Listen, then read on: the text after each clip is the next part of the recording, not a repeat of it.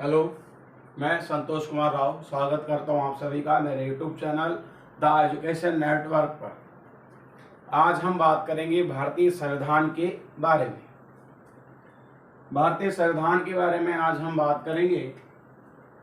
तो आज का जो टॉपिक आप लोगों का है वो है भारतीय संविधान का निर्माण। तो भारतीय संविधान का निर्माण हम पढ़े उससे पहले हम बेसिक अध्ययन हम इनके बारे में कर लेंगे। देखिए, संविधान की जब बात की जाती है तो संविधान को अंग्रेजी में कहा जाता है कॉन्स्टिट्यूशन, CONSTITUTION।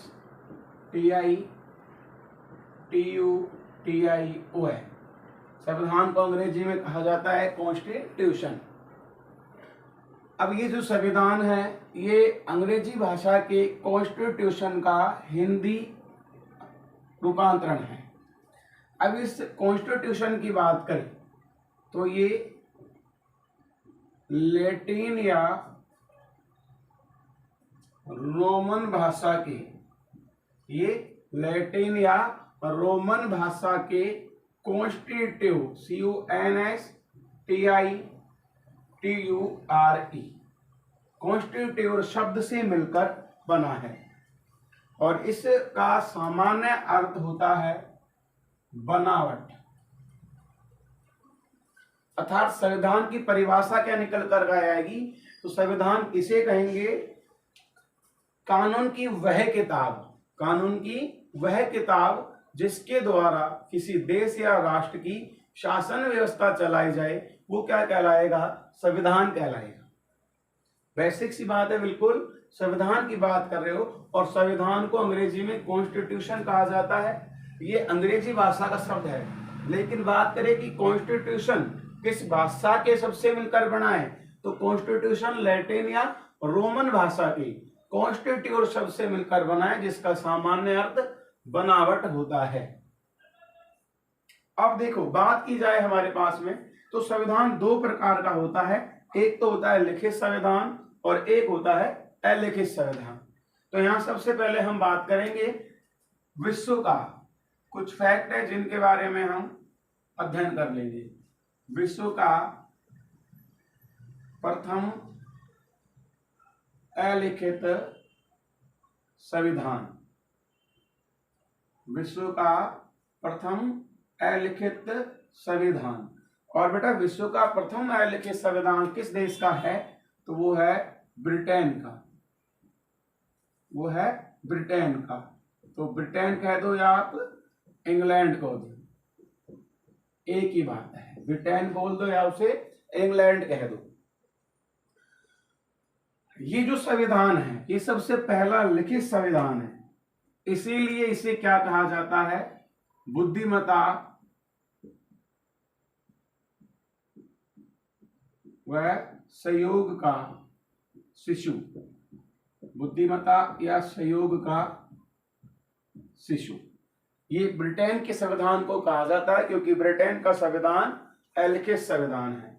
आगे हम बात करेंगे विश्व का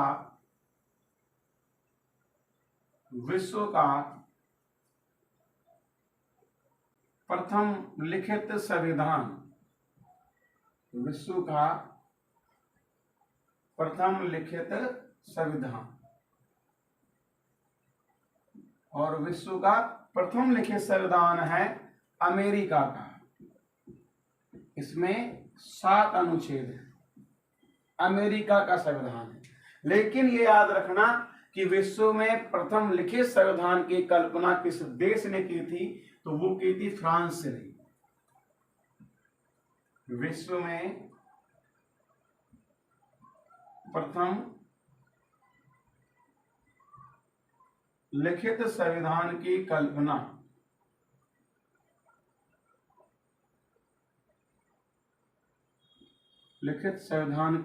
कल्पना और ये की थी फ्रांस देश ने।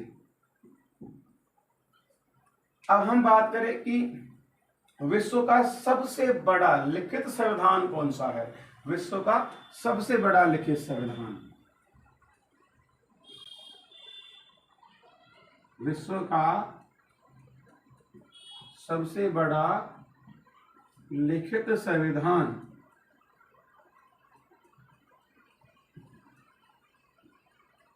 विश्व का सबसे बड़ा लिखित संविधान, और विश्व का सबसे बड़ा लिखित संविधान है भारत का। विश्व का सबसे बड़ा लिखित संविधान भारत देश का है। भारत देश का क्यों है? देखिए, भारत में के संविधान में 395 संख्यात्मक आधार पर 365 तो क्या है? अनुच्छेद। 22 क्या है? भाषा। और 22 क्या है? इसके भाग। और 8 + 4 12 क्या है? इसमें अनुसूचियां।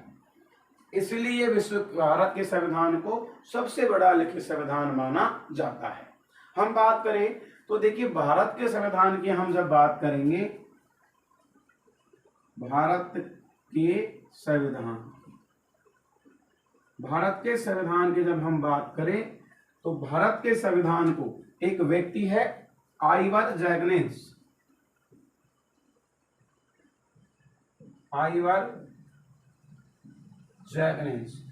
और इन्होंने भारत के संविधान को क्या कहा है?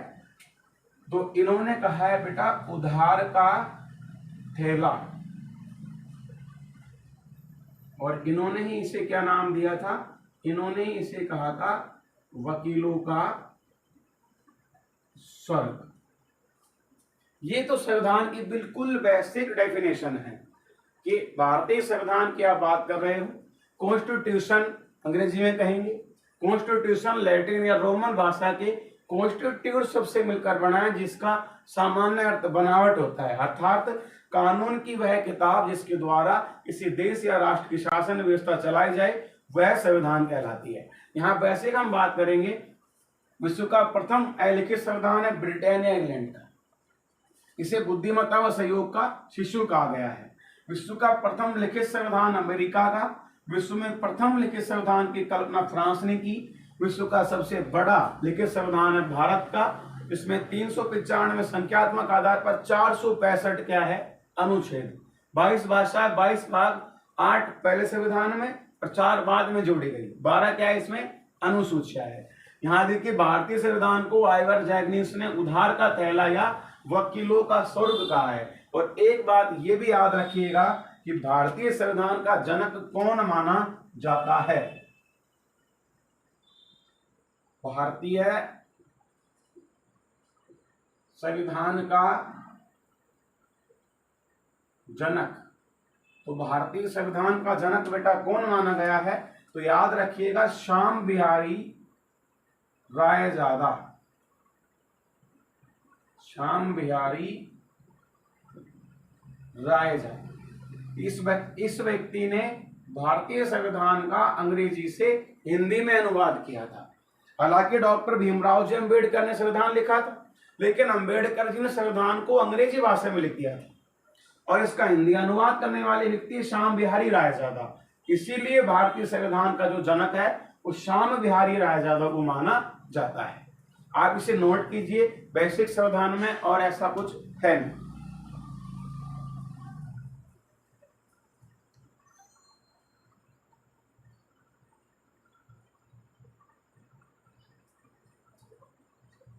देखिए, यहां हम बात करेंगे, ये तो हो गई संविधान की बेसिक बात। अब हम बात करेंगे संविधान का सैद्धांतिक विकास का। ये जो संविधान है वो विकास की प्रक्रिया पर किस तरह आया था, संविधान बनना किस तरह प्रारंभ हुआ था, तो इसको ध्यान से देखिएगा ना। और अगर कुछ वैसे होगा तो हम इसमें आपको लास्ट जैसे कोई वीडियो डालेंगे हम उसमें बता देंगे। बेसिक अभी इतना ही है इसका। देखिए, अब हम बात करेंगे भारतीय संविधान का संवैधानिक विकास क्रम।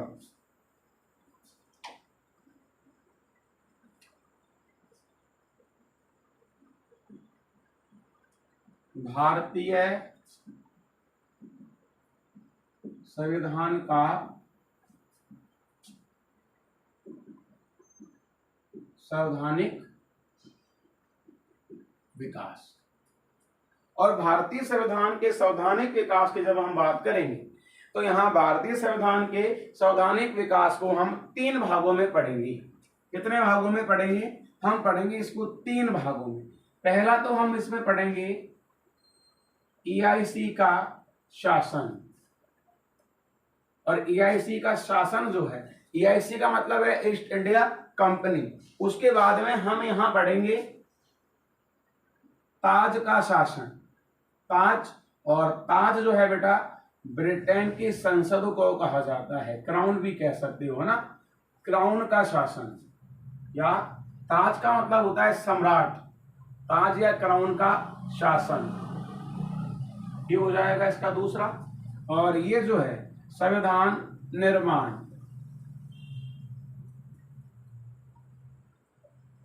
संविधान निर्माण।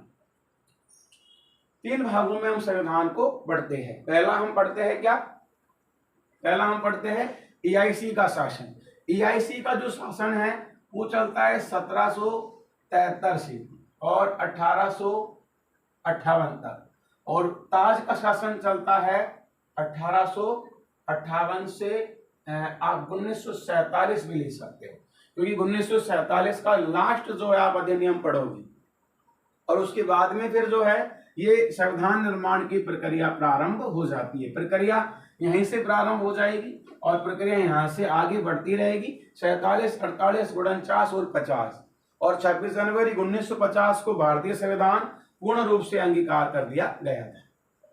पूर्ण रूप से भारतीयों को दे दिया गया था 26 जनवरी 1950 के दिन। तो आप जो हम पढ़ेंगे, हम सबसे पहले पढ़ेंगे EIC का शासन।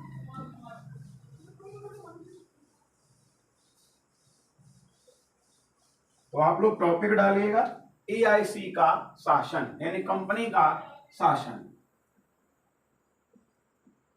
कंपनी, और कंपनी कौन सी है? East India company.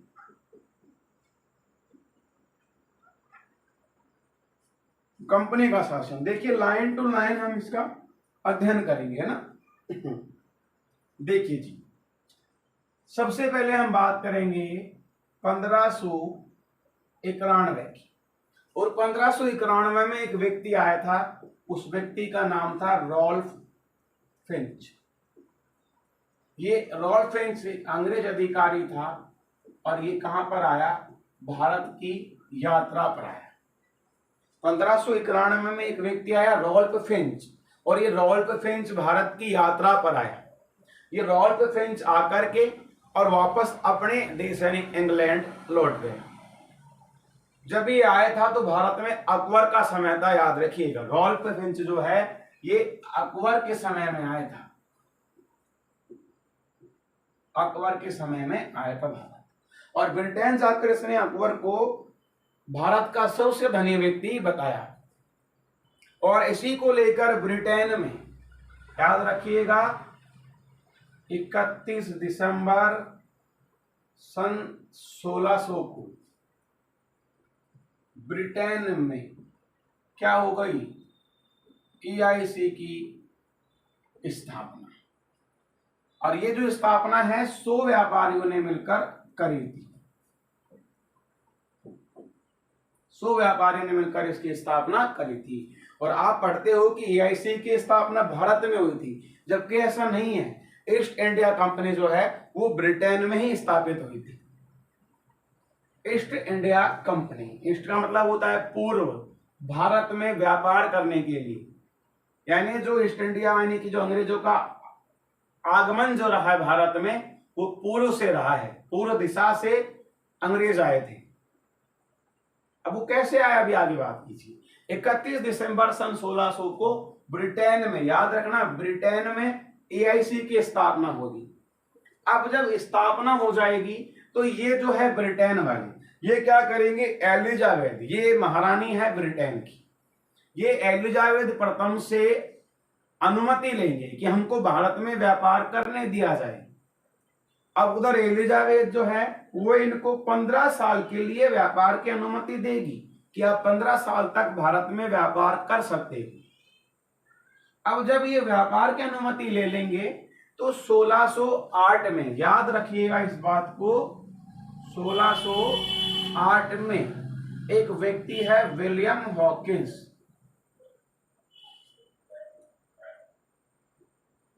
William Hawkins, ये जो व्यक्ति है विलियम हॉकिंस, ये विलियम हॉकिंस जो है ये भारत आता है भाई साहब। 1608 में विलियम हॉकिंस कहां आया? भारत आया। जब ये विलियम हॉकिंस भारत आया तो ये किसके समय में आया? जहांगीर के शासनकाल। समझो इस बात को, ये किसके समय आया? जहांगीर के शासनकाल में। कौन आया? William Hawkins. कब आया? 1608 में।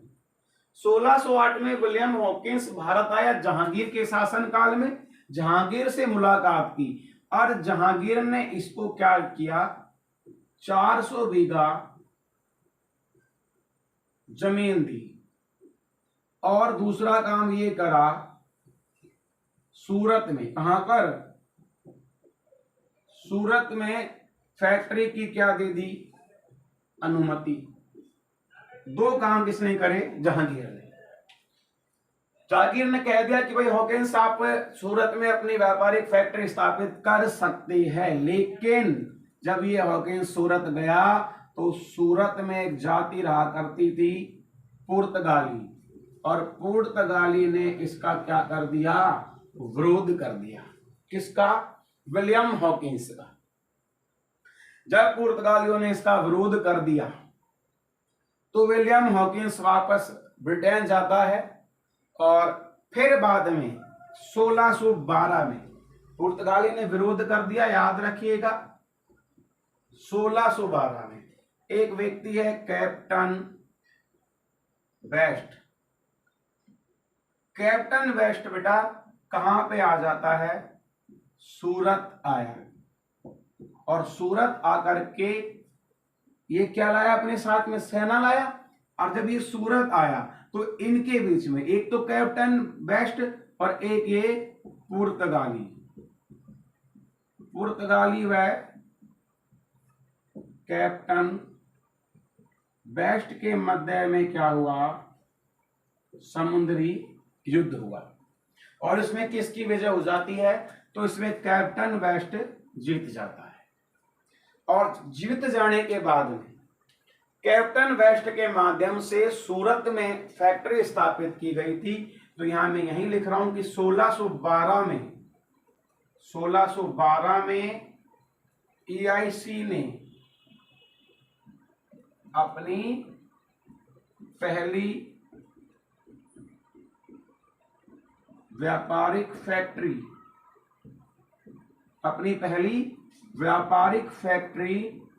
सूरत में स्थापित की। 1612 में EIC ने मतलब कंपनी ने अपनी पहली व्यापारिक फैक्ट्री कहां स्थापित की? सूरत में स्थापित की। और दक्षिण भारत की अगर बात कर ले तो दक्षिण भारत में इसी के समकालीन फैक्ट्री बनी थी मसूलीपट्टनम में। इसे बाद में मद्रास में स्थानांतरित कर दिया जाएगा, तो वो मैं आपको नोट में लिखवाऊंगा। अभी आप देखो, वापिस से मैं रिवाइज कर रहा हूँ। 1591 में रॉल्फिंच नामक अधिकारी भारत आया अकबर के समय। इसी के कहने पर 31 दिसंबर सन 1600 को ब्रिटेन में 100 व्यापारियों ने मिलकर ईस्ट इंडिया कंपनी की स्थापना की, और 1608 में विलियम हॉकिंस नामक एक अधिकारी भारत आया। तो देखो, कंपनी की स्थापना 1600 को हो गई। अधिकारी कब आ रहा है? 1608 में। तो कंपनी की तरफ से व्यापार की अनुमति लेने वाला पहला व्यक्ति कौन माना जाएगा? विलियम हॉकिंस माना जाएगा। कंपनी की तरफ से व्यापार की अनुमति लेने वाला पहला व्यक्ति है विलियम हॉकिंस। ये जहांगीर के समय आया था। जहांगीर ने 400 बीघा जमीन दी और सूरत में फैक्ट्री की अनुमति दी, लेकिन सूरत में पुर्तगालियों ने विरोध किया। 1612 में कैप्टन वेस्ट सेना लेकर आया। सूरत में पुर्तगाली और कैप्टन वेस्ट के मध्य युद्ध हुआ। कैप्टन वेस्ट जीत गया और 1612 में अपनी पहली व्यापारिक फैक्ट्री सूरत में इन्होंने स्थापित कर ली। तो ये तो हो जाती है 1612 की घटना। इसके बाद देखिए बेटा क्या होता है 1615। अब एलिजाबेथ जो है वो तो ये मान लीजिए पहुंच चुकी है भाई साहब, और यहां इंग्लैंड का राजा हो जाता है कौन 1615 में इंग्लैंड का राजा कौन बना जेम्स, और इसका एक राजदूत था और इस राजदूत का नाम था sir Thomas Roe. Sir Thomas Roe ये कहां पे आ गया भारत में आया, और ये भी भारत में किसके समय आया जहांगीर के समय आया। तो 1615 में था, जहांगीर के समय आया था। लेकिन बेटा 10 जनवरी 1616 को किसने जहांगीर ने टॉमस रोज से मैगजीन दुर्ग में, और मैगजीन दुर्ग कहां है पड़ेगा ये पड़ेगा अजमेर में, और इससे आप कहते हो अकबर का किला। मैगजीन दुर्ग में क्या करी मुलाकात। देखो 1612 तक घटना बता दी। 1615 में इंग्लैंड का राजा जेम्स का राजदूत सर टॉमस रो भारत आया, और 10 जनवरी 1616 में जहांगीर से सर टॉमस रो की मुलाकात होती है, और ये मुलाकात होती है अजमेर के मैगजीन दुर्ग में या अकबर के किले में। यहां जब ये मुलाकात हो जाती है तो यहां पर जहांगीर ने इससे ये कह दिया कि भाई टॉमस रो आप आए हो तो आप आगरा, अहमदाबाद और बड़ौच में क्या कर सकते हो फैक्ट्री स्थापित कर सकते हो। आगरा, अहमदाबाद और भड़ोच में क्या कह दिया फैक्ट्री की अनुमति दे दी। अब भाई साहब फैक्ट्री की अनुमति मिल गई किसको सर टॉमस रो को। तो याद रखिएगा EIC की तरफ से व्यापार की अनुमति लेने वाला पहला व्यक्ति है विलियम हॉकिंस, लेकिन EIC की ओर से पूर्ण रूप से व्यापार की अनुमति लेने वाला व्यक्ति है सर टॉमस रो। आप इसे यूक्यू नोट कीजिए, फिर मैं इसे एक बार वापस आपको रिवाइज कर रहा हूं।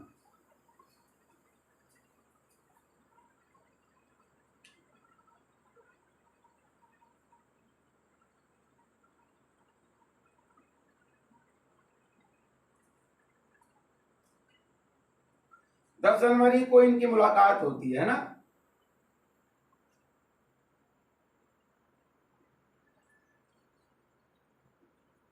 हाँ जी, अब देखिए क्या होता है। अब आगे जो घटना होगी वो क्या होगी, तो भाई साहब 1639 में ये मद्रास की स्थापना करेंगे, और मद्रास की स्थापना जब हो जाएगी तो यहां पे एक दुर्ग बनाएंगे, उस दुर्ग का नाम है फोर्ट सेंट जॉर्ज।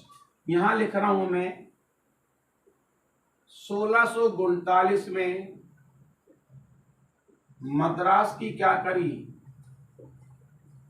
स्थापना, तथा यहां पे दुर्ग कौन सा बनाया फोर्ट सेंट जॉर्ज दुर्ग बनाया। ये काम इन्होंने कर दिया। अब 1639 के बाद में फिर आता है 1700, और 1700 में ये किसकी स्थापना करेंगे, तो ये करेंगे कलकत्ता की स्थापना। 1700 में कलकत्ता की स्थापना की, और यहां पर जो दुर्ग बनाया उसका नाम था फोर्ट विलियम, है ना, और फोर्ट विलियम दुर्ग बनाया। ये अंग्रेजों ने कार्य किया। वैसा देखो 1616 में मुलाकात हुई, अनुमति मिली, 1639 में मद्रास की स्थापना करी और इनकी जो मसूलीपट्टनम वाली जो फैक्ट्री है जो दक्षिण भारत में थी उसे मद्रास में स्थानांतरित कर दिया गया और यहाँ फोर्ट सेंट जॉर्ज दुर्ग बनाया। 1700 में कलकत्ता नगर की स्थापना की और फोर्ट विलियम दुर्ग बनाया। अब यहां बात जब हम आते हैं तो यहां सन आएगा 1707 और 1707 में आपके अगर आपको पता हो तो 1707 में औरंगजेब की मृत्यु हो गई थी।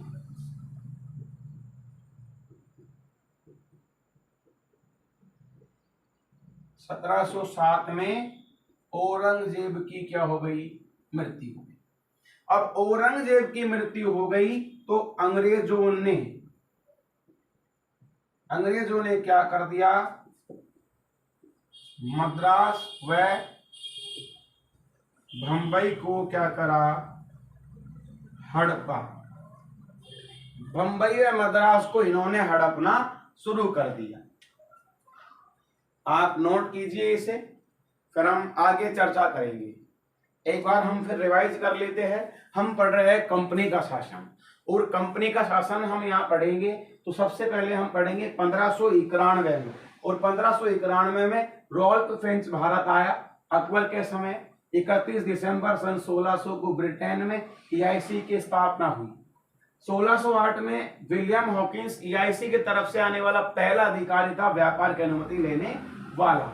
जहांगीर के समय आया, जहांगीर ने सूरत में फैक्ट्री की अनुमति दी और सूरत में पुर्तगालियों ने इसका विरोध किया। तो 1612 में कैप्टन बेस्ट ने पुर्तगाली और कैप्टन बेस्ट के मध्य युद्ध हुआ और यहाँ कैप्टन बेस्ट की विजय हो जाती है और 1612 में EIC ने अपनी पहली फैक्ट्री सूरत में स्थापित कर ली। 1615 में इंग्लैंड के राजा जेम्स का राजदूत सर टॉमस रो भारत आया। 10 जनवरी 1616 को जहांगीर ने टॉमस रो से मैगजीन दुर्ग या अकबर के दुर्ग में मुलाकात की और यहां जहांगीर ने इसे आगरा, अहमदाबाद और बड़ूच में फैक्ट्री स्थापित करने की अनुमति दे दी। यहां 1639 में इन्होंने मद्रास की स्थापना करी अंग्रेजों ने और फोर्ट सेंट जॉर्ज दुर्ग बनाया। 1700 में इन्होंने कलकत्ता की स्थापना की, फोर्ट विलियम दुर्ग बनाया। 1707 में औरंगजेब की मृत्यु हो गई और इन्होंने मद्रास और बंबई को हड़पना प्रारंभ कर दिया। नोट करें आप इसे, और कक्षा अच्छी लग रही है और समझ में आ रही है तो आपसे निवेदन है कि इस वीडियो लिंक को अधिक से अधिक शेयर करें।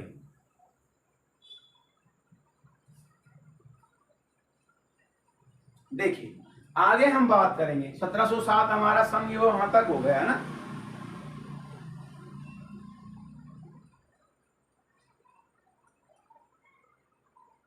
देखो एक बात मैं आपको बता दूं बेटा, ये दक्षिण भारत के क्षेत्र है बंबई और मद्रास, और पहले किसे हड़पा जाएगा? तो पहले हड़पा जाएगा बंबई को और फिर हड़पा जाएगा मद्रास को, है ना।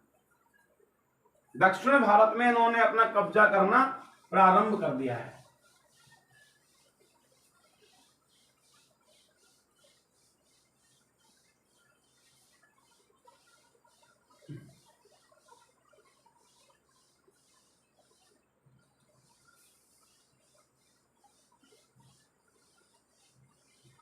तो 1707 में औरंगजेब की मृत्यु हो जाती है। उसके बाद में बेटा 1717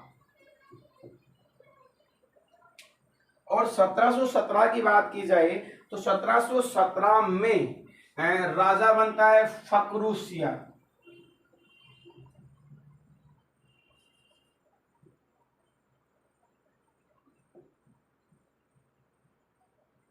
फर्रुखसियर को क्या बन गया? सम्राट बन गया। कौन बना? फर्रुखसियर। अब जब 1717 में फर्रुखसियर राजा बना तो इस फर्रुखसियर ने EIC के अधिकारियों को बंगाल में निःशुल्क व्यापार की अनुमति दे दी।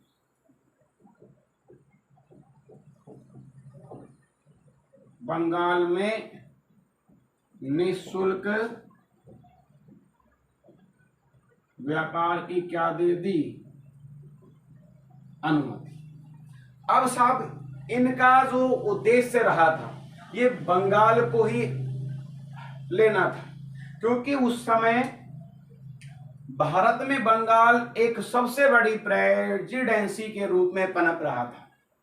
जब इन्होंने बंगाल में निःशुल्क व्यापार ले लिया तो यहां पर याद रखिएगा, अब ये कहां जाएंगे अंग्रेज, अब ये जाएंगे बंगाल में निःशुल्क व्यापार करने के लिए। तो बात आती है बेटा 23 जून 1757 की, तो याद रखिएगा इस तारीख को, बहुत इंपोर्टेंट तारीख है 23 जून 1757। 23 जून 1757 को एक तो आपका अंग्रेज अधिकारी हो जाता है रॉबर्ट क्लाइव, और एक आपका हो जाता है बंगाल नवाब, और बंगाल नवाब का नाम है सिराजुद्दौला।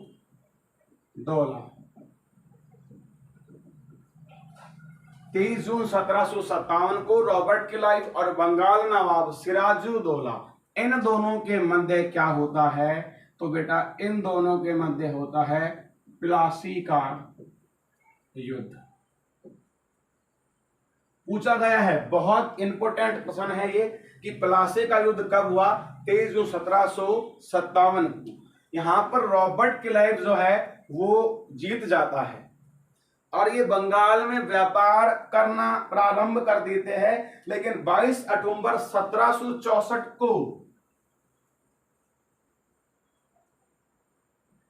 22 अक्टूबर 1764 को एक अड़चन इनके पास में आ जाती है, और वो अड़चन कौन कौन सी होगी, तो देखिए, तो यहां याद रखिएगा ये तो है सिराजुद्दौला, और यहां 22 अक्टूबर 1764 की जब हम बात करेंगे तो यहां पर आएगा बेटा बंगाल का मीर कासिम, है ना, बंगाल नवाब मीर कासिम। एक तो हो गया बंगाल का नवाब मीर कासिम, एक हमारे पास में हो जाएगा हवद का नवाब, और हवद के नवाब का नाम है सिराजुद्दौला, सॉरी सुजाउद्दौला, है ना।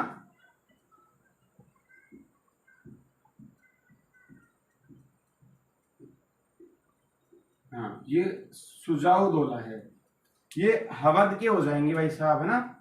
ये कहां से हो जाएंगे, ये हो जाएंगे हवद से। और यहां पर अपने मुगल सम्राट शाह बहादुर कौन आ जाएगा बेटा, यहां मुगल सम्राट आएंगे शाह आलम द्वितीय, सॉरी यहां पर आएंगे मुगल सम्राट शाह आलम द्वितीय। ये तीन व्यक्ति है, ये तीन व्यक्ति है, और इनके सामने खड़ा हुआ है कैप्टन मुनरो, कैप्टन मुनरो। इन दोनों के मध्य 22 अक्टूबर 1764 को इन दोनों के मध्य, यानी कि ये तीनों सेना और कैप्टन मुनरो, इनके मध्य होता है क्या, बक्सर का युद्ध। बक्सर का युद्ध होता है इनके मध्य में, और इस युद्ध में कैप्टन मुनरो की जीत हो जाती है। अब जीत होने के बाद में बेटा 1765 की हम बात करेंगे, तो 1765 में जीत हो गई इनकी। यहां याद रखिएगा 1765 में EIC और ये शाह आलम द्वितीय, शाह आलम द्वितीय के मध्य में क्या होती है, इलाहाबाद संधि। 1765 में EIC और शाह आलम द्वितीय या मुगल सम्राट शाह आलम द्वितीय के मध्य में क्या हो जाती है, इलाहाबाद संधि हो जाती है। और इलाहाबाद संधि के माध्यम से इन्होंने क्या कर दिया, तो बंगाल में अपना शासन प्रारंभ कर दिया। और 1765 की बात हो रही है, 1765 में ही 1765 में इलाहाबाद संधि के माध्यम से बंगाल में क्या करा इन्होंने, बंगाल व्यापार शुरू कर दिया, और बंगाल का गवर्नर किसे बना दिया? Robert Clive.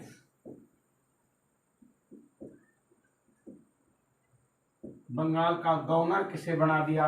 रॉबर्ट क्लाइव को। तो बंगाल का प्रथम गवर्नर था रॉबर्ट क्लाइव।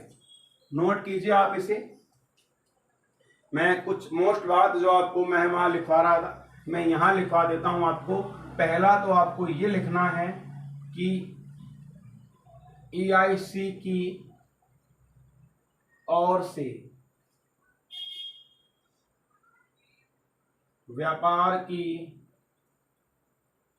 अनुमति लेने वाला प्रथम व्यक्ति, और EIC की ओर से व्यापार की अनुमति लेने वाला प्रथम व्यक्ति आप मानते हो किसे? तो आप मानोगे बेटा किसको? विलियम हॉकिंस को।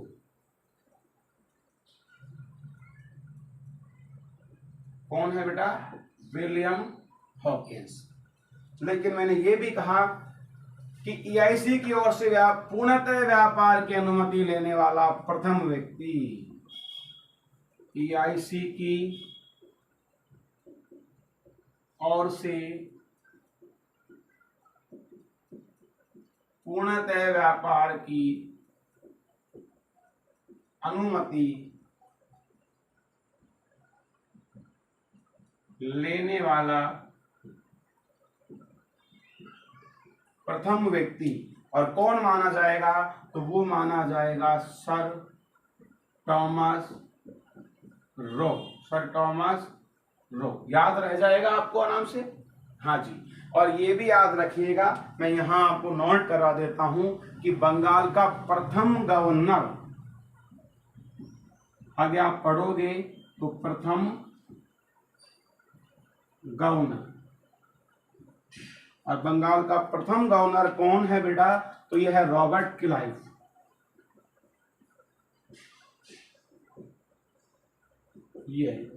ये आपका जो है EIC का शासन कंप्लीट हो जाता है। पुनः आप देखिए, हम बात कर रहे थे 1707 में औरंगजेब की मृत्यु हो गई, 1717 में फकरुद्दीन राजा बना, बंगाल में निःशुल्क व्यापार की अनुमति दी। 23 जून 1757 को रॉबर्ट क्लाइव और बंगाल के नवाब सिराजुद्दौला के मध्य में प्लासी का युद्ध हुआ। 22 अक्टूबर 1764 को बंगाल नवाब मीर कासिम, अवध नवाब शुजाउद्दौला और मुगल सम्राट शाह आलम द्वितीय के बीच में बक्सर का युद्ध हुआ। इन तीनों की सेना और कैप्टन मुनरो के बीच में बक्सर का युद्ध हुआ। और फिर यहां हम बात करें तो 1765 में हो जाती है EIC और शाह आलम द्वितीय के बीच में इलाहाबाद संधि, और इलाहाबाद संधि से ही बंगाल व्यापार शुरू हो जाता है, और 1765 में ही आपके बंगाल का प्रथम गवर्नर बनाया गया रॉबर्ट क्लाइव को। बात समझ में आ गई बेटा? नोट कीजिए आप इसी तरह। आगे हम अध्ययन करेंगे।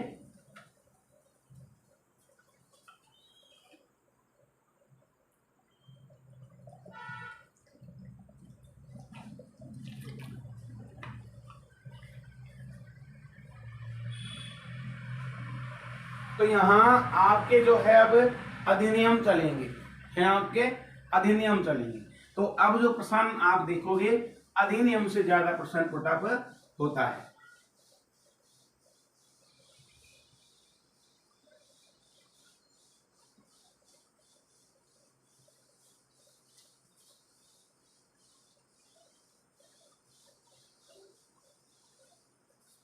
तो अब थोड़ा ध्यान से देखिएगा, अधिनियमों की हम बात करेंगे, कंपनी के शासन की हम बात कर रहे हैं, और अब कंपनी का शासन ही चलेगा।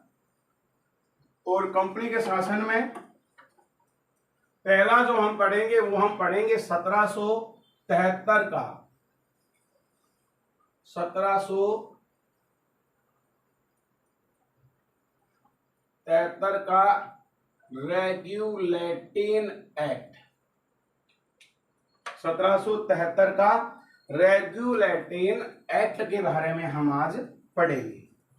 देखो, 1773 के रेगुलेटिंग एक्ट की बात की जाए तो इसके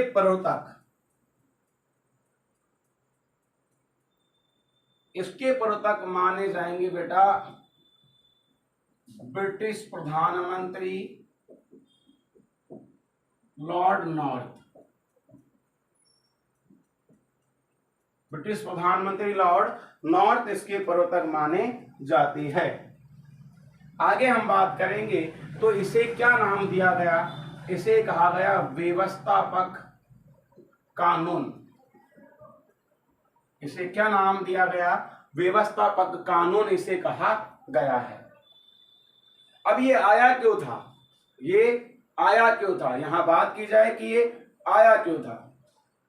तो ये आया था बेटा कंपनी के द्वारा, किसके सॉरी कंपनी के अंदर जो भ्रष्टाचार और जो कुप्रशासन था उसे दूर करने के लिए आया था। अब एक बात आप यहां और समझ लीजिए, ये जो आप अधिनियम पढ़ रहे हो, क्या इस अधिनियम को कंपनी पारित कर रही है क्या? नहीं, क्योंकि कंपनी का तो केवल क्या है, व्यापार है। कंपनी के पीछे जो राजनीतिक शक्ति है वो है ब्रिटिश संसद की। अब यहां ये जो अधिनियम बना रही है वो कंपनी का शासन तो है, क्योंकि आपने पढ़ा है कि जो कंपनी का शासन है वो चलता है 1773 से 1858 तक। लेकिन ये याद रखिए कि इन अधिनियमों को जो पारित करने वाली है वो है ब्रिटिश की संसद, यानी इंग्लैंड की संसद। तो ये भी वहीं से पारित होंगे। बस ये है कि जब ये पारित यहां होंगे तो कंपनी का शासन भी यहां रहेगा। 1858 में कंपनी समापन हो जाएगी, कंपनी समापन के नजदीक आ जाएगी। अब ये कंपनी का समापन क्यों हुआ? अगर कंपनी चाहती तो देखिए, आप एक अनुमान लगाते हो तो आप ये देखते हो कि कंपनी ने लगभग 150 साल तक अपना शासन किया था, अपना व्यापार किया था। और अगर यहां तक कर लेगी तो ये पूरा 200 साल इसको हो जाएगा। लगभग इसे 200 साल के आसपास मान लीजिए, 150-200 साल करीबन कंपनी व्यापार करेगी। लेकिन इसका पतन क्यों हुआ? इसका पतन का कारण यह था कि इसने भारत को हड़पना शुरू कर दिया था। अब देखिए, हम बात कर रहे हैं 1773 के एक्ट की, तो यहां ये याद रखिएगा कि ये आया क्यों था, मतलब इसका उद्देश्य क्या था। तो इसका उद्देश्य था EIC में व्याप्त, व्याप्त मतलब होता है फैलना, EIC में व्याप्त भ्रष्टाचार व कुप्रशासन को दूर करना। EIC में फैले हुए भ्रष्टाचार व कुप्रशासन को दूर करने के लिए यह एक्ट आया था, और इसे ही भारतीय संविधान की विकास प्रक्रिया का प्रथम चरण माना गया। भारतीय संविधान की विकास प्रक्रिया का प्रथम चरण माना गया। और इसने क्या किया, तो देखिए, ब्रिटिश संसद से पारित पहला अधिनियम था ये। ब्रिटिश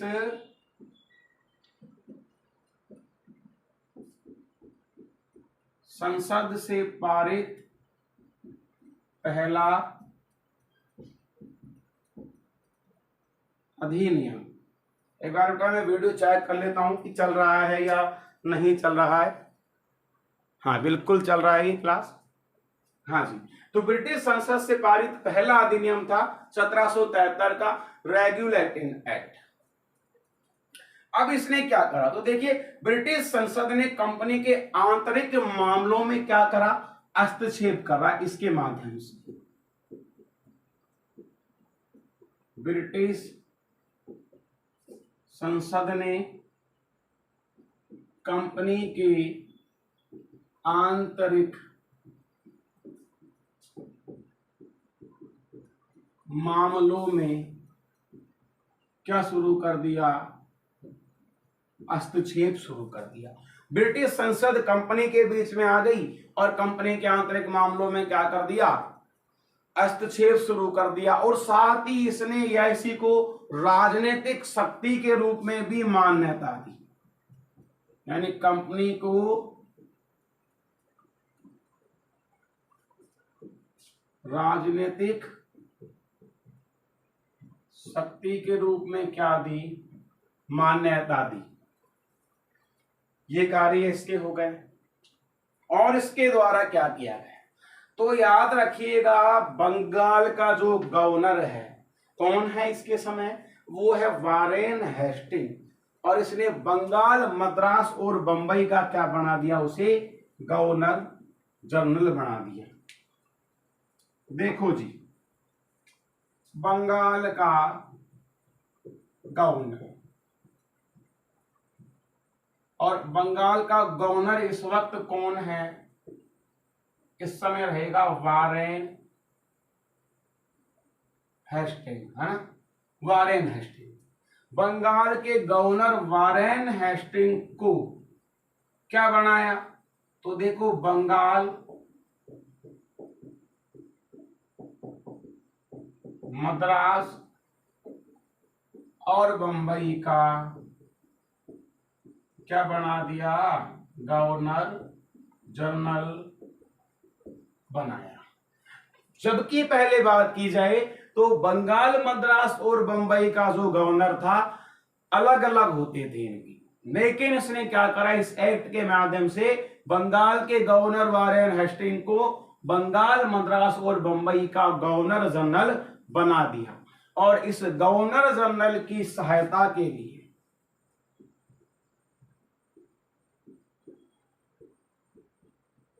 गवर्नर जनरल की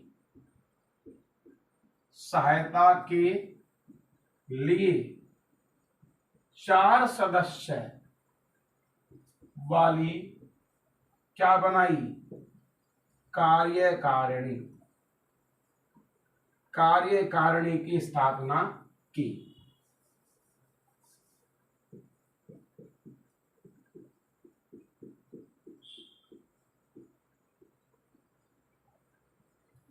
चार सदस्य वाली क्या बनाई, कार्यकारिणी की स्थापना की। और इसके माध्यम से क्या किया गया था, तो याद रखिएगा बेटा 1774 में इसने, यानी इस एक्ट के माध्यम से कलकत्ता में क्या बनाया गया, सर्वोच्च न्यायालय की स्थापना की। और इस सर्वोच्च न्यायालय में जब स्थापना कर दी गई इसे, तो इसमें एक तो न्यायाधीश और 3 अन्य न्यायाधीश हुआ करते थे। और ऐसे में इसका जो प्रथम न्यायाधीश रही वो थी सर एलिजा, बेटा व्यक्ति है रहा, सर एलिजा इम्प्रे। बात समझ में आ गई, हाँ जी। और देखिए, और इसके माध्यम से क्या हुआ था, तो भारत में पहली बार कंपनी के शासन के लिए लिखित संविधान इसने दिया था। यहां लिख रहा हूं मैं, भारत में पहली बार कंपनी के शासन के लिए क्या दिया, लिखित संविधान दिया। किसने, इस रेगुलेटिंग एक्ट ने। और इसने क्या किया, तो और इसने किया कि कंपनी के कार्यों में ब्रिटिश संसद का हस्तक्षेप व नियंत्रण हो गया। कंपनी के कार्यों में ब्रिटिश संसद का हस्तक्षेप व नियंत्रण। तो ये है 1773 का रेगुलेटिंग एक्ट। जब आप इस एक्ट को नोट्स बनाओगे इसके, तो आपसे निवेदन यह है मेरा कि 4-5 लाइन आपको इस प्रत्येक एक्ट में छोड़नी है। अगर और कोई बात इसमें मिलेगी तो मैं आपको नोट करवा दूंगा। हम पढ़ रहे 1773 का एक्ट। इसके प्रवर्तक है ब्रिटिश प्रधानमंत्री लॉर्ड नॉर्थ। व्यवस्थापक कानून कहा गया इसे, इसने व्यवस्था को बनाया, मतलब वह व्यवस्था जो कंपनी ने भ्रष्टाचार में बदल दी थी उसे बनाए रखा, और ईआईसी में व्याप्त भ्रष्टाचार कुशासन को दूर करने के उद्देश्य से ये आया था। भारतीय संविधान की विकास प्रक्रिया का प्रथम चरण इसे माना गया। ब्रिटिश संसद से पारित पहला अधिनियम था। 1774 में इसने कलकत्ता में सर्वोच्च न्यायालय की स्थापना करी, और यहाँ एक न्यायाधीश 3 अन्य न्यायाधीश थे। इनका पहला न्यायाधीश था सर एलिजा एम्प्टी। कंपनी के कार्यों में ब्रिटिश संसद का हस्तक्षेप व नियंत्रण हो गया इसके माध्यम से, और भारत में पहली बार कंपनी के शासन के लिए लिखित संविधान प्रस्ताव पारित किया इसने। और इतना ही नहीं, ब्रिटिश संसद ने कंपनी के आंतरिक मामलों में हस्तक्षेप किया था इस एक्ट के माध्यम से, और ईआईसी को राजनीतिक शक्ति के रूप में मान्यता दी। और इस एक्ट के माध्यम से ही बंगाल के गवर्नर वारेन हेस्टिंग को बंगाल, मद्रास और बंबई का गवर्नर जनरल बना दिया गया, और इसकी सहायता के लिए 4 सदस्य वाली एक कार्यकारिणी बनाई गई। तो आप इसे नोट कर लीजिए। अगला एक्ट पढ़ेंगे हम 1781 का। हाँ जी, ये एक्ट हो जाएगा अपने पास 1773 का, है ना। जो पॉलिटिकल साइंस की जो भी क्लास है वो हो सकता है कि 1 घंटे से अबाउट ही हो, और ये भी हो सकता है कि आपको पॉलिटिकल की कक्षाएं 4 से 5 घंटे की भी मिल सकती है। तो आप आराम से इसे देखिएगा, बातों को समझिएगा। अगर आपके कोई भी प्रश्न आपका है तो आप मुझे कमेंट बॉक्स में बता सकते हैं, मैं कोशिश करूंगा उत्तर देने की। और आपसे निवेदन है मेरा, फिर से मैं आपसे निवेदन कर रहा हूं कि अगर आपको कक्षाएं समझ में आ रही है, कक्षाएं अच्छी लग रही है, तो प्लीज आपसे निवेदन है कि आप इस वीडियो के लिंक को अधिक से अधिक शेयर करें, ताकि ये कक्षा अधिक से अधिक स्टूडेंट के पास पहुंच सके। आपसे निवेदन है मेरा स्टूडेंट कि आप इस वीडियो के लिंक को अपने स्टूडेंट ग्रुप में जरूर शेयर करें। चलिए आगे हम बात करते हैं। अगर आपको बेटा कमी लग रही है तो आप मुझे कमी बताइए। देखो, हो सकता है कि मेरे पास बोर्ड की क्वालिटी थोड़ा सा डाउन हो सकता है मेरे पास इलेक्ट्रॉनिक बोर्ड नहीं है, लेकिन ये जो आपको इस बोर्ड पे मिल रहा है, मैं गारंटी से कहता हूं पूरा मिलेगा। पूरा की पूरा ही हम आपको ज्ञान देंगे, 1% कम नहीं करेंगे। इस चैनल पर आपको ऐसे नहीं मिलेगा कि बिल्कुल भी कम दे दिया हो। यहाँ आप जो भी विषय पढ़ोगे कंप्लीट विषय पढ़ोगे, और इस पर जीके की सभी कक्षाएं डाली जाएगी। World history, world geography, Indian geography, Indian history, Indian राज्य व्यवस्था, इंडियन कला संस्कृति, राजस्थान इतिहास, राजस्थान कला संस्कृति, राजस्थान ज्योग्राफी, इंडियन ज्योग्राफी, सबकी क्लासेस इसमें डलेगी। और साथ के साथ इसमें आपको हिंदी की कक्षा भी दी जाएगी, लेकिन थोड़ा इसमें समय लगेगा। तो आप इसे अधिक से अधिक शेयर करें। आगे हम पढ़ लेते हैं 1781 का संशोधित अधिनियम।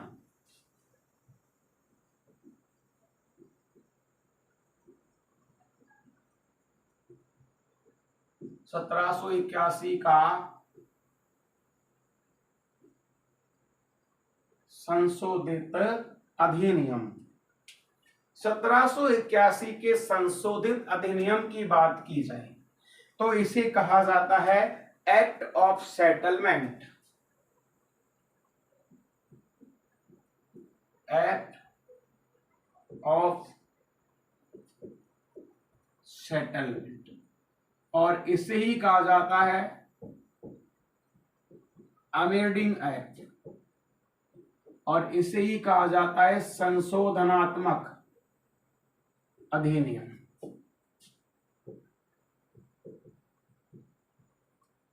अब बात की जाए कि ये आया क्यों था, तो ये आया था 1773 के रेगुलेटिंग एक्ट की गलतियों को सुधारने के लिए।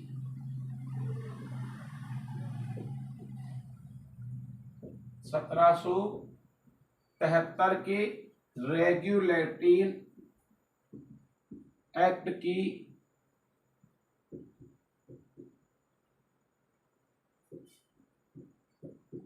गलतियों को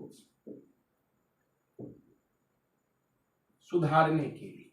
अब वैसा भी यहां क्या होता है, ये आया तो था गलतियों को सुधारने के लिए। 1783 में ब्रिटेन का प्रधानमंत्री था फॉक्स, और इस फॉक्स ने इंडिया बिल यानी फॉक्स इंडिया बिल प्रस्तुत किया। लेकिन ये फॉक्स इंडिया बिल भारत में असफल रह गया, और असफल रहने के कारण ही फॉक्स के मंत्रिमंडल ने इस्तीफा दे दिया। तो ऐसा पहला और अंतिम अवसर था ये, जब किसी भारतीय मामले में ब्रिटेन की सरकार गिर गई। तो यहां नोट लगा के मैं लिख देता हूं 1783 में ब्रिटिश प्रधानमंत्री क्या आएगा, फॉक्स। फॉक्स ने फॉक्स इंडिया बिल प्रस्तुत किया।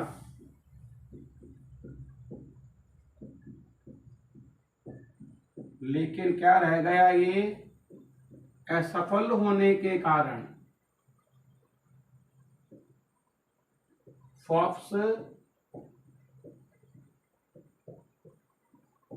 मंत्रिमंडल ने क्या दे दिया, इस्तीफा। अतः प्रथम या अंतिम अवसर काय का अवसर था बेटा ये, कि किसी भारतीय मामले में ब्रिटिश सरकार क्या हो गई, गिर गई। नोट कर लीजिए इसे। पहला व अंतिम अवसर है जब कोई भारतीय मामले में ब्रिटिश सरकार गिर गई थी। हाँ जी, नोट कीजिए आप इसे।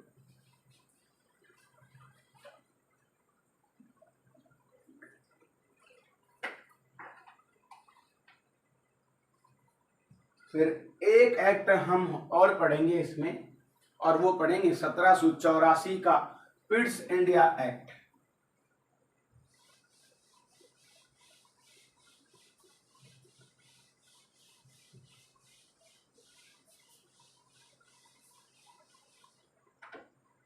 देखिए साहब, अगला आपके पास में आता है 1784 का पिट्स इंडिया एक्ट। बस ये आज की क्लास का लास्ट टॉपिक है हमारे पास, 1784 का पिट्स इंडिया एक्ट। तो याद रखिएगा, ब्रिटिश प्रधानमंत्री पिट के नाम पर, ब्रिटिश प्रधानमंत्री पिट के नाम पर, और ब्रिटिश प्रधानमंत्री पिट के नाम पर भी इसे कहा जाता है, और इसे भी कहा जाता है act of settlement. Act of settlement इसे भी नाम दिया गया है भाई। और देखिए इसके माध्यम से क्या हुआ, तो ब्रिटिश संसद ने EIC पर अपना प्रभाव स्थापित कर दिया। ब्रिटिश संसद ने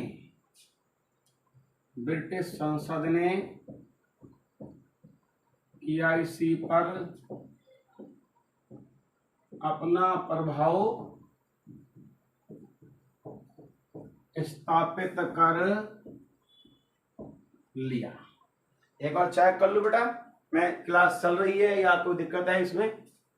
बिल्कुल क्लास चल रही है।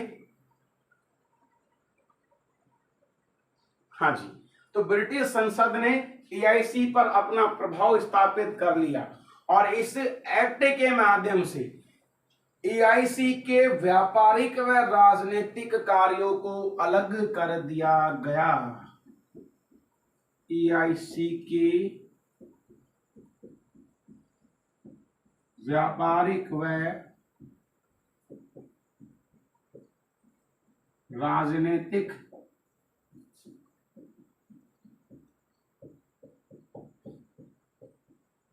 कार्यों को अलग किया और इसने क्या करा, तो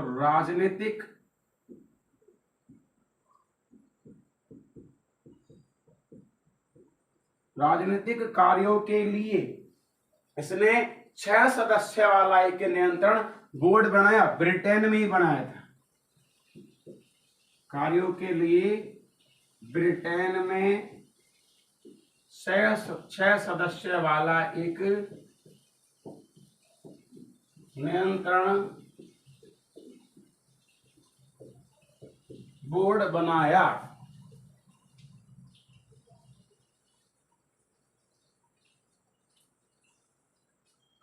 बाकी हम बात करेंगे बेटा अगले क्लास में। आज की क्लास में इतना ही पढ़ेंगे। जब तक के लिए जय हिंद, जय भारत।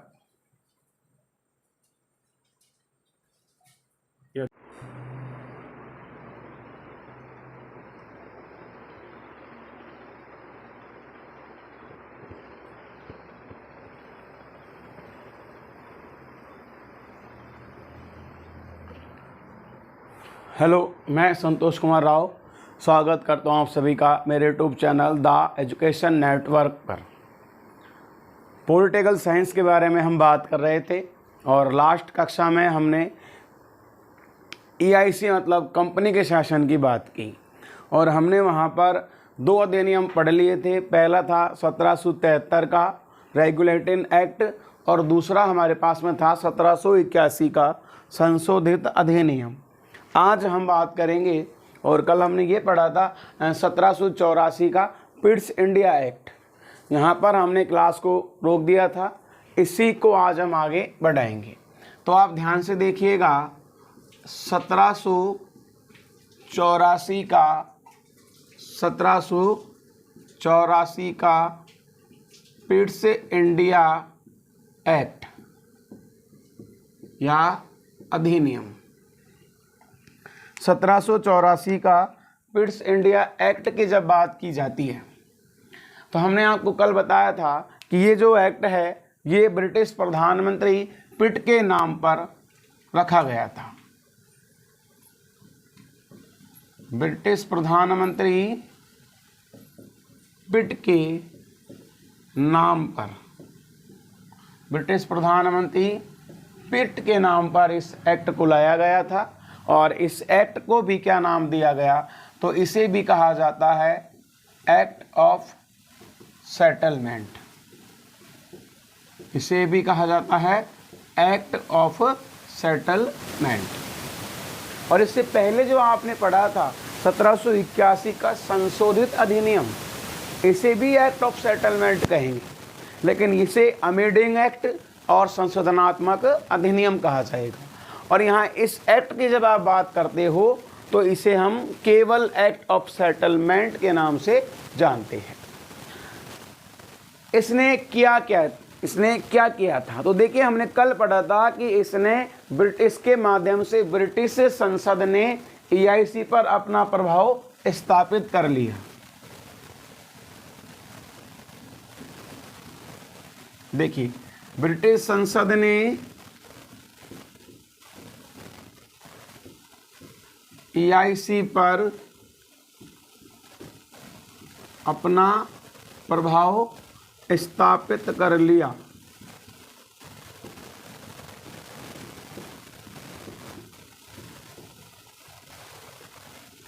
ब्रिटिश संसद ने ईआईसी पर अपना प्रभाव स्थापित कर लिया। पिछले जो 2 एक्ट आपने पढ़े हैं यहाँ पर तो ब्रिटिश संसद जो है पूर्ण रूप से ईआईसी पर अधिकार नहीं कर पाई, लेकिन इस एक्ट के माध्यम से ब्रिटिश संसद ने EIC पर अपना अधिकार जमा लिया। अधिकार जमाने के बाद में क्या होता है बेटाओ, तो देखिएगा, फिर हमने ये पढ़ा था कि इसने इस एक्ट के माध्यम से ब्रिटिश संसद ने कंपनी के राजनीतिक और व्यापारिक कार्यों को अलग अलग कर दिया। ब्रिटिश संसद ने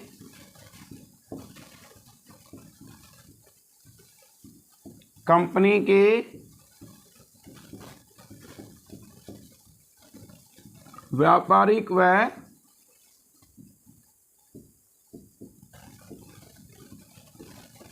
राजनीतिक कार्यों को अलग अलग कर दिया। अब दोनों कार्यों को अलग अलग कर दिया और बाद में इन्होंने क्या करा, इसी के साथ में ब्रिटिश संसद ने कंपनी के राजनीतिक कार्यों को अपने नियंत्रण में लेने के लिए ब्रिटेन में 6 सदस्य वाला एक बोर्ड बनाया, जिसे आप नियंत्रण बोर्ड के नाम से भी जानते हो। तो यहां मैं लिख देता हूं, तथा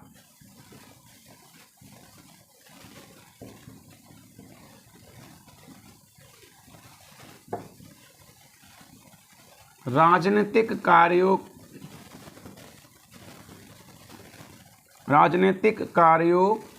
पर नियंत्रण रखने के लिए ब्रिटेन में 6 सदस्य वाला नियंत्रण बोर्ड बनाया। ये कार्य इस एक्ट के माध्यम से हो रहे थे। आगे जो कार्य हुए उन कार्यों में आप देखिएगा, इसने क्या करा कि गवर्नर जनरल की कार्यकारिणी सभा में या कार्यकारिणी में पहले 1773 के एक्ट के माध्यम से 4 सदस्य रहे थे, लेकिन इस एक्ट के माध्यम से गवर्नर जनरल की कार्यकारिणी के 4 सदस्यों में से 1 सदस्य को कम कर दिया गया। यहाँ इसकी जो अगली बात है यहाँ पर हम नोट कर लेंगे। अगली बात ये है, देखो जी का मतलब होता है गवर्नर जनरल। जी की कार्यकारिणी में से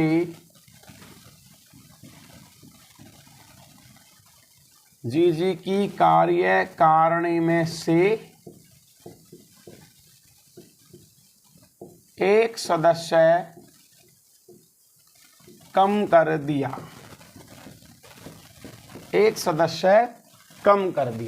और इसने क्या किया, तो इसने क्या किया बेटा, देशासन की स्थापना करी।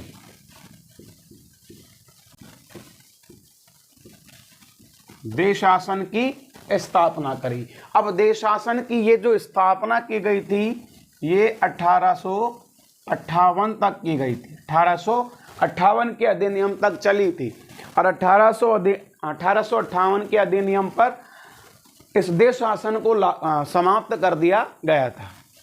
अब ये देश शासन है क्या, तो देश शासन का मतलब होता है एक ही प्रेसिडेंसी में 2 शासकों का कार्य करना। एक तो यहाँ पर क्या था, ब्रिटिश संसद कार्य कर रही थी और एक जो प्रांतों के राजा थे उनका भी यहाँ अधिकार था। या हम ये कह सकते हैं कि ब्रिटिश संसद भी कार्य कर रही है और कंपनी के अधिकारी भी जो है वो कार्य कर रहे हैं। तो 2 शासक मिलकर जब किसी राज्य व्यवस्था को चलाते हैं तो उसे देश शासन प्रणाली के रूप में जाना जाता है। और देश शासन प्रणाली सबसे पहले बंगाल में लागू की गई थी। याद रखिएगा। इसके बाद में देखिए क्या करा, तो EIC के भारतीय क्षेत्रों पर ब्रिटिश ताज का क्या हो गया, स्वामित्व हो गया, यानी अधिकार हो गया ना। देखो EIC के भारतीय क्षेत्रों पर ब्रिटिश ताज का मतलब यहां संसद से ही आप मान लीजिए, ब्रिटिश ताज के स्वामित्व मतलब होता है अधिकार। स्वामित्व का पहला वैधानिक दस्तावेज माना जाता है ये। स्वामित्व का पहला वैधानिक दस्तावेज कौन सा माना जाता है? 1784 का पिट्स इंडिया एक्ट। और इसके माध्यम से क्या किया गया, तो EIC के जो भारतीय क्षेत्र थे उस पर क्या है, ब्रिटिश का अधिकार हो गया, यानी कि उन्हें ब्रिटिश अधिकार या अधिकृत भारतीय प्रदेश बनाया गया। तो देखिए,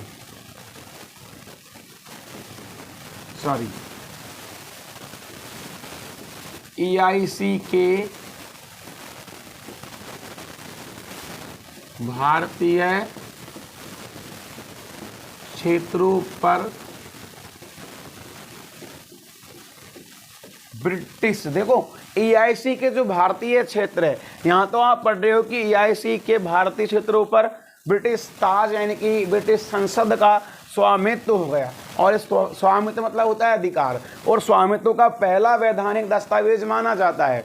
अब यहाँ आप वो पढ़ोगे कि EIC के भारतीय क्षेत्रों पर ब्रिटिश अधिकृत हो गया था, ब्रिटिश ने अधिकार कर लिया था या ब्रिटिश संसद ने अधिकार कर लिया था, तो इसीलिए इसे क्या कह दिया, ब्रिटिश अधिकृत भारतीय प्रदेश। EIC के भारतीय क्षेत्रों को लिख दो, EIC के भारतीय क्षेत्रों को ब्रिटिश अधिकृत। बेटा अधिकृत और स्वामित्व होता है अधिकार करना, और अधिकृत होता है अधिकार में ले लेना, अधिकार कर लिया गया हो, को ब्रिटिश अधिकृत भारतीय प्रदेश बनाया। दोनों ही कार्य इसके माध्यम से कर लिए गए थे। और इसके माध्यम से क्या हुआ था, तो इसके माध्यम से EIC के कर्मचारियों पर भेंट लेने पर क्या लगा दिया, प्रतिबंध लगा दिया गया। यहां लिख देता हूं मैं,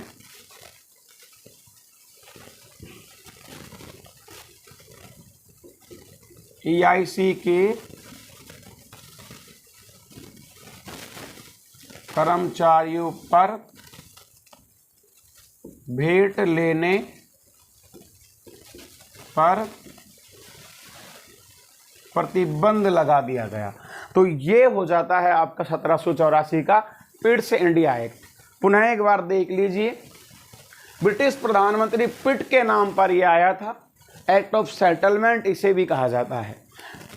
कार्य क्या क्या हुआ इसके माध्यम से, तो ब्रिटिश संसद EIC पर, ब्रिटिश संसद ने EIC पर अपना प्रभाव स्थापित कर लिया, और ब्रिटिश संसद ने कंपनी के व्यापारिक व राजनीतिक कार्यों को अलग कर दिया तथा राजनीतिक कार्यों पर नियंत्रण के लिए ब्रिटेन में 6 सदस्य वाला नियंत्रण बोर्ड बनाया। और इसके माध्यम से क्या हुआ था, तो EIC के भारतीय क्षेत्रों को ब्रिटिश अधिकार भारतीय प्रदेश बनाया, और EIC के कर्मचारियों पर भेंट लेने पर प्रतिबंध लगा दिया। और इसके माध्यम से क्या किया गया था, तो देखिए, गवर्नर जनरल की यानी GG, गवर्नर जनरल की कार्यकारिणी में से एक सदस्य कम कर दिया, और देश शासन व्यवस्था लागू करी जो 1858 तक चली। लेकिन याद रखना, ये देश शासन व्यवस्था प्रांतों में नहीं हो रही है, ये केवल प्रेसिडेंसियों में हो रही थी। और सबसे पहले जो ये व्यवस्था हुई थी, कहाँ पर हुई थी, बंगाल में लागू की गई थी। और EIC के भारतीय क्षेत्रों पर ब्रिटिश ताज के स्वामित्व का पहला वैधानिक दस्तावेज, देखो विधान प्लस एक, जो विधान मतलब जो कानून में है वैसा दस्तावेज इसे माना जाता है। आप इसे नोट कर लीजिए।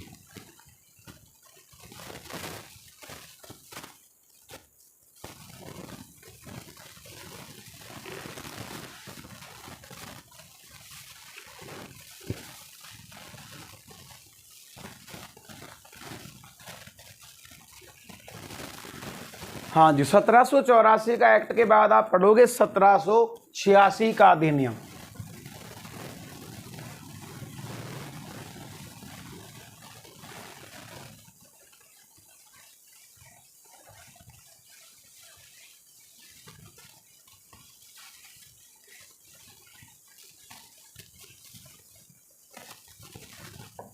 सत्रह सौ छियासी का अधिनियम,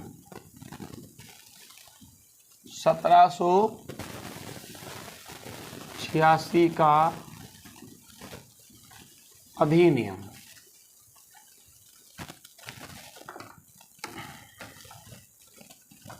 एक मिनट, 1786 का अधिनियम। 1786 के अधिनियम की बात की जाए तो इस एक्ट के माध्यम से गवर्नर जनरल को प्रधान सेनापति की शक्ति दे दी गई।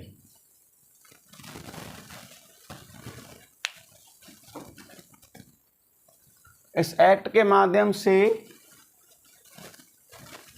जी मतलब गवर्नर जनरल को प्रधान सेनापति की शक्ति दी गई तथा एक तो प्रधान सेनापति की शक्ति दे दी गई और क्या कर दिया गया कि गवर्नर जनरल को परिषद के निर्णय निरस्त करने का अधिकार दिया गया। परिषद के निर्णय निरस्त करने का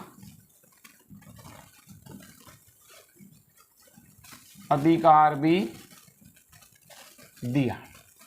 ये कार्य इसके माध्यम से हो जाता है और इस एक्ट का जो प्रमुख उद्देश्य होगा, इस एक्ट का प्रमुख उद्देश्य है बेटा लॉर्ड कॉर्नवालिस को गवर्नर जनरल बनाना।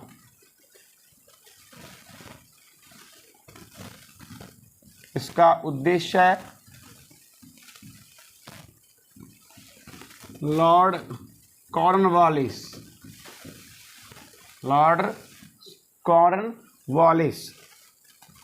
को गवर्नर जनरल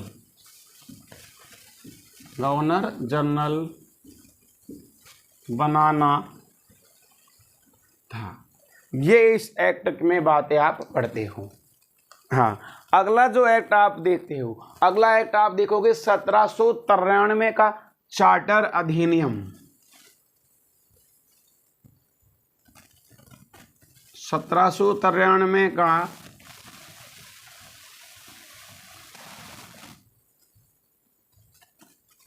चार्टर अधिनियम।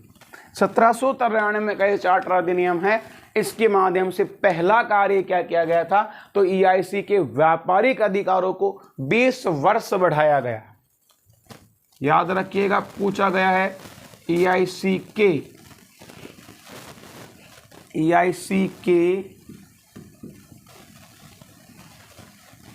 व्यापारिक अधिकारों को, ईआईसी के व्यापारिक अधिकारों को 20 वर्ष बढ़ाया गया। पहला कार्य इसके माध्यम से ये किया गया था। और दूसरा कार्य क्या किया गया था तो बेटा गवर्नर जनरल की शक्तियों में वृद्धि कर दी गई और बहुमत की उपेक्षा कर निर्णय लेने का अधिकार दिया गया।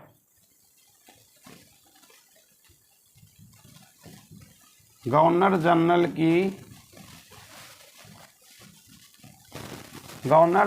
की शक्तियों में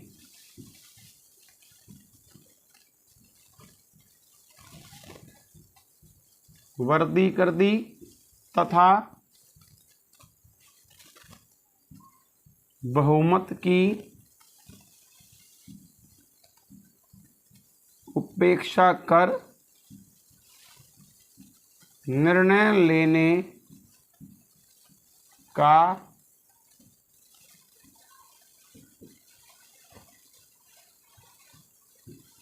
अधिकार दिया। किसे दिया? गवर्नर जनरल को। आगे जब हम बात करते हो तो भारतीय राजस्व में से नियंत्रण बोर्ड के कर्मचारी और अधिकारियों को क्या दिया जाने लगा, वेतन दिया गया इस एक्ट के माध्यम से। तो नोट इसमें लिख देंगे कि भारतीय राजस्व में से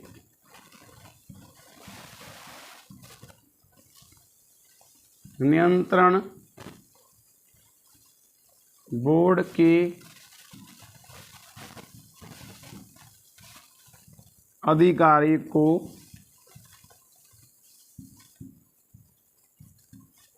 वेतन दिया गया। और ये वेतन देने की जो प्रथा है ये कब तक चली थी बेटा, 1919 तक ये विद्यमान रही थी। और आगे एक एक्ट और पढ़ेंगे, हम पढ़ेंगे 1813 का चार्टर अधिनियम। 1813 का चार्टर अधिनियम। तो 1813 का चार्टर जो अधिनियम है, इस अधिनियम को कहा जाता है मुक्त व्यापार कानून एक्ट। मुक्त व्यापार कानून एक्ट, इस अधिनियम को जाना जाता है। इस अधिनियम ने क्या करा, तो कंपनी के सभी व्यापारिक एकाधिकार समाप्त कर दिए, लेकिन भारत के साथ चाय का और चीनी व्यवहार है, मतलब चीन के साथ व्यवहार को छोड़ दिया गया।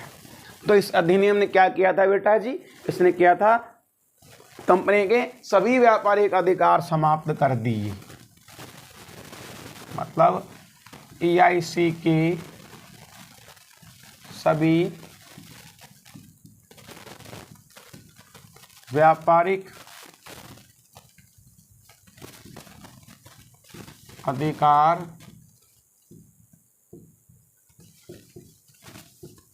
समाप्त कर दिए। EIC के सभी व्यापारिक अधिकार समाप्त कर दिए। और मैं यहां लिख देता हूं कि भारत चाय व चीन के साथ, भारत चाय व चीन के साथ व्यापार छोड़कर, इसका मतलब ये होगा कि इस एक्ट के माध्यम से भारत में चाय के व्यापार या भारत के साथ चाय के व्यापार और चीन के साथ व्यापार को छोड़कर और सभी व्यापारिक अधिकार समाप्त कर दिए कंपनी के। और आगे हम देखेंगे कि इस एक्ट के माध्यम से ही ईसाई धर्म के प्रचारकों को भारत में धर्म प्रचार की स्वतंत्रता दी गई।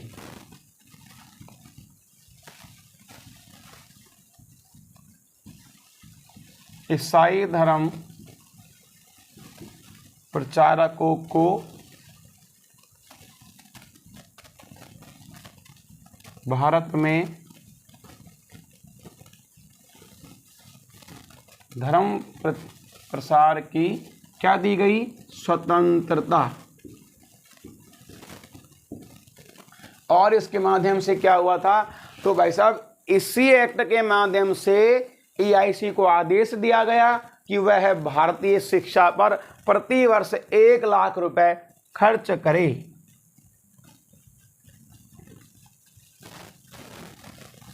EIC को निर्देश या आदेश है ना, निर्देश दिया कि भारतीय शिक्षा पर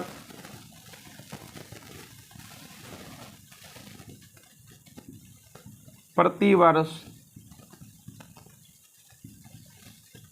1 लाख रुपए खर्च करें। तो ये जो है इस एक्ट के माध्यम से कार्य किए गए थे। पुनः एक बार रिवाइज देखिए, 1786 का अधिनियम पढ़ रहे हैं। गवर्नर जनरल को प्रधान सेनापति बना दिया गया और परिषद के निर्णय निरस्त करने का अधिकार दिया गया। और इसका उद्देश्य लॉर्ड कॉर्नवालिस को गवर्नर जनरल बनाना था। 1793 का चार्टर अधिनियम EIC के व्यापारिक अधिकारों को 20 वर्ष के लिए बढ़ाया गया और गवर्नर जनरल की शक्तियों में वृद्धि कर और उसे बहुमत की उपेक्षा करके और कोई भी निर्णय लेने का अधिकार दिया गया। और यहाँ पढ़ते हो 1813 का चार्टर अधिनियम मुक्त व्यापार कानून एक्ट के नाम से इसे जाना जाता है। EIC के सभी व्यापारिक अधिकार समाप्त कर दिए, लेकिन चाय के भारत के साथ चाय के और चीनी व्यापार को छोड़ दिया। ईसाई धर्म प्रचारकों को भारत में धर्म प्रचार की स्वतंत्रता दी गई और EIC को निर्देश दिए गए कि वे भारतीय शिक्षा पर प्रतिवर्ष 1 लाख रुपए खर्च करे। अब यहाँ मैं आपसे एक छोटा सा प्रश्न पुटअप कर रहा हूँ और मेरा प्रश्न ये है कि अब तक आप पढ़ रहे थे अधिनियम एक्ट, लेकिन मुझे आप ये बताइएगा, कमेंट बॉक्स में बता दीजिएगा कि यहाँ पर आपने चार्टर और यहाँ पर आपने चार्टर अधिनियम पढ़े हैं, इनका क्या मतलब है। अब तक आपने पढ़ा है अधिनियम, लेकिन यहाँ 2 आपने चार्टर अधिनियम पढ़े हैं, इनका क्या मतलब है। आपको कमेंट बॉक्स में इसका उत्तर देना है और आप इसे नोट कीजिए।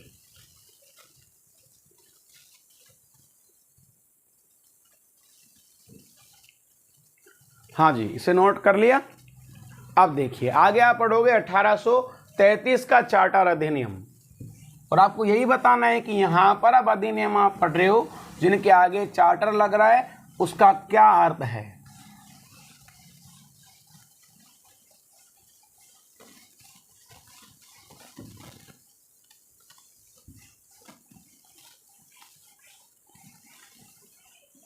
अगर कक्षाएं आपको सही लग रही है, समझ में आ रहा है, तो आपसे निवेदन है कि आप इस वीडियो के लिंक को अधिक से अधिक शेयर कीजिए।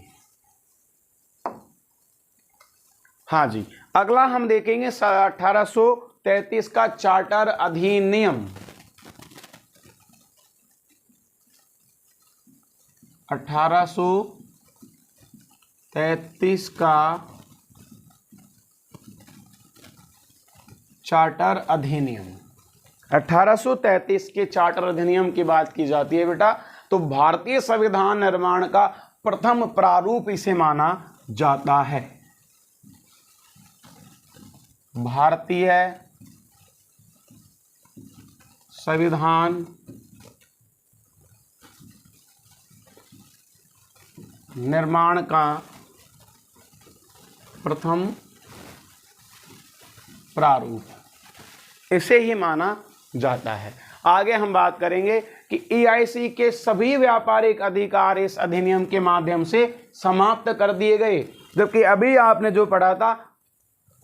पढ़ा था कि चाय, भारत के साथ चाय के और चीन के साथ व्यापार को रोक रखा था, लेकिन यहाँ पर इन्हें भी समाप्त कर दिया गया। तो इसमें क्या कर दिया गया, EIC के मतलब कंपनी के, ईस्ट इंडिया कंपनी, EIC के सभी व्यापारिक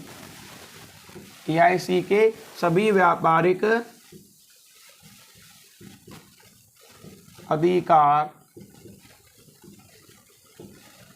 समाप्त कर दिए। EIC के सभी व्यापारिक अधिकार समाप्त कर दिए। अब बात ये आती है कि जब EIC के व्यापारिक अधिकार समाप्त कर दिए तो अब EIC क्या रह गई, EIC केवल राजनीतिक और प्रशासनिक संस्था बनकर रह गई। तो इस एक्ट के माध्यम से याद रखिएगा, EIC यानी ईस्ट इंडिया कंपनी पहले व्यापार कर रही थी, अब केवल प्रशासन और राजनीतिक का ये हिस्सा रह गए, किस्सा रह गई। तो EIC को या EIC केवल राजनीतिक या प्रशासनिक संस्था रह गई, क्योंकि व्यापार तो इनका खत्म कर दिया है। इस एक्ट ने व्यापार को तो बिल्कुल ही क्या कर दिया है, खत्म कर दिया है। और इस एक्ट के माध्यम से अगला कार्य क्या किया गया, तो बंगाल के गवर्नर जनरल को संपूर्ण ब्रिटिश भारत का क्या बना दिया, गवर्नर जनरल बना दिया।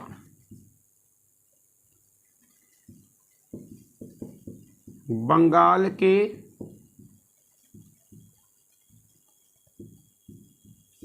गवर्नर जनरल को संपूर्ण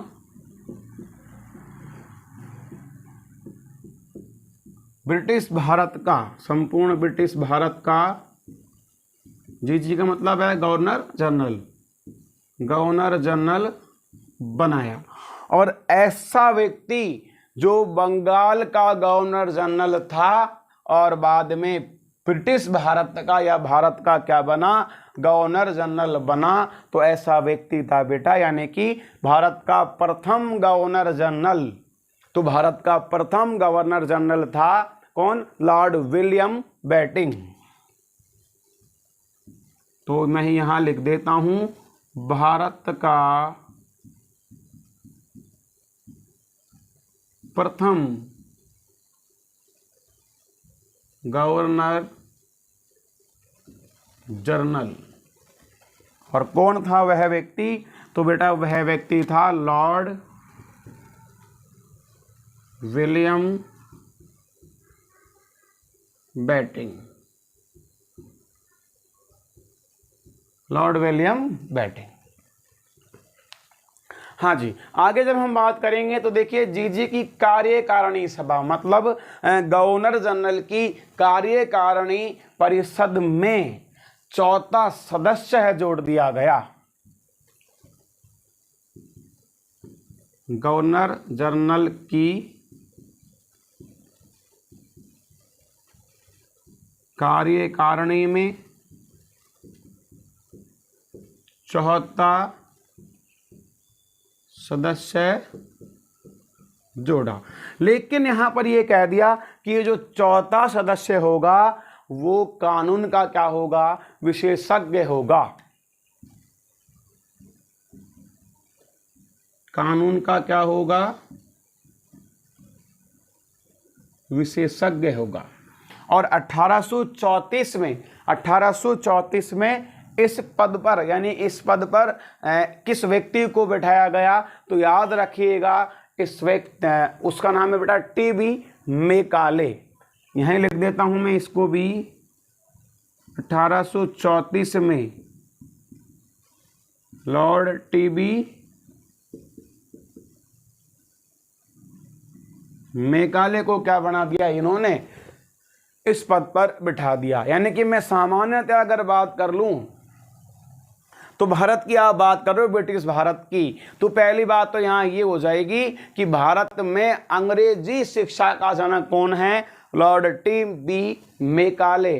और 1834 में टीबी मैकाले की अध्यक्षता में ही भारत में विधि आयोग की स्थापना की गई।